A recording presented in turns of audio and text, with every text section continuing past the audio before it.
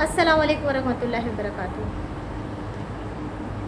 औज़ु बिल्लाहि मिनश शैतानिर रजीम, बिस्मिल्लाहिर्रहमानिर्रहीम। कुछ अरसा पहले मैंने जब जादू के बारे में पढ़ा था, बल्कि सुना था और उसके बारे में मतलब वीडियो देखी थी, तो जो वो उस्ताद साहब जो समझा रहे थे वो बात उन्होंने बहुत अच्छे से समझाई कि हर इंसान जब पैदा होता है ना तो उसके साथ एक जिन पैदा होता है।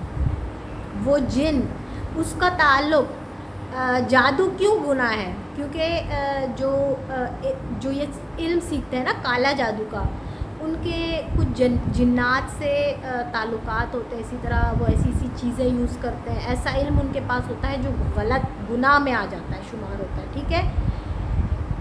और उनके जो जिन्नात होते हैं ना, इसी तरह जो मौलवियों के जिन्नात होते हैं और जो दूसरा बंदा उसके पास जाता है उसके जिन्नात, ये वो मौलवी का जिन इस बंदे के जिन से मिलकर कोई ना कोई डिस्कशन कर देता है, यानी उसकी कोई पुरानी बात आपके सामने ले आता है, उसे पुराना बता देता है कि यार फ़लाने वक्त में ये बात हुई थी। तो वो जिन यानी उसको कह रहा होता है, वो जिन ने जाके मौलवी को कहना है और वो मौलवी आपको बताएगा। इस तरह आपका ईमान पक्का हो जाएगा। आप समझेंगे कि ये सही कह रहा है, मगर वो आपके ईमान को तबाह बर्बाद कर रहे हैं। जिस तरह आपका जिन आपके अंदर आपको बुराई की तरफ राग़िब करता है, इसी तरह उन जिन्नात का जो ताल्लुक़ होता है, वो मौलवियों के जिन्नात से जो होते हैं ताल्लुकात, इसके ऊपर एक हदीस है कि जिन्नात जो है, जिस तरह इनका आपके जिन्नात से वो होता है कनेक्शन, इसी तरह जिन्नात किस तरह आसमाने दुनिया पे जाके अल्लाह के पास की जो ख़बरें होती हैं थोड़ी बहुत सुन लेते हैं और फिर किस तरह उनको बढ़ा चढ़ा कर पेश करते हैं।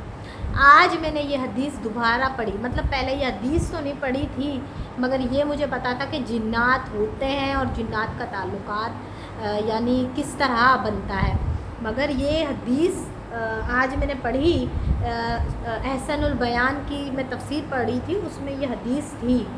तो ये हदीस मैं आपसे भी बताऊंगी कि नबी सल्लल्लाहु अलैहि वसल्लम फरमाते हैं, जब अल्लाह ताला आसमान पर कोई फ़ैसला फरमाता है तो फ़रिश्ते इसे सुनकर अपने पर फड़फड़ाते हैं। अल्लाह के हुक्म के सामने अज्ज़ो मस्कनत के इजहार के तौर पर गोया वो किसी चट्टान पर जंजीर की आवाज़ है। फिर जब फ़रिश्तों के दिलों से घबराहट दूर हो जाती है तो वो मुकर्रब फ़रिश्तों से पूछते हैं, तुम्हारे रब ने क्या कहा? वो कहते हैं, इसने जो कहा हक़ कहा और वो बुलंद और बड़ा है। इसके बाद अल्लाह का वो फ़ैसला ऊपर से नीचे तक एक के बाद दीगरे सुनाया जाता है।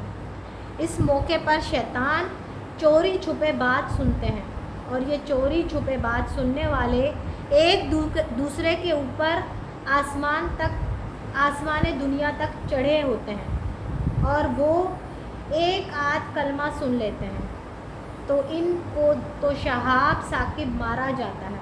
अक्सर दफ़ा दूसरे को बात मुंतकिल कर देने से पहले हलाक हो जाता है और कभी अपने नीचे वाले को बात पहुंचा देता है और वो अपने दोस्त नुजूमी या काहिन के कान में फूंक देता है।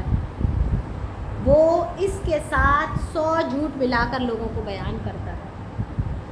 ये सही बुखारी की हदीस है।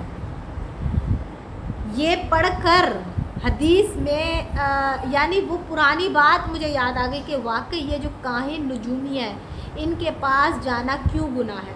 और आपको पता है अगर कोई शख्स इन काहिन या नुजूमियों के पास जाता है तो 40 रोज़ तक उसकी नमाज कबूल नहीं होती। तो खुदा के वास्ते अपना ईमान ख़राब मत करें, इन जादूगरों के पीछे मत चलें।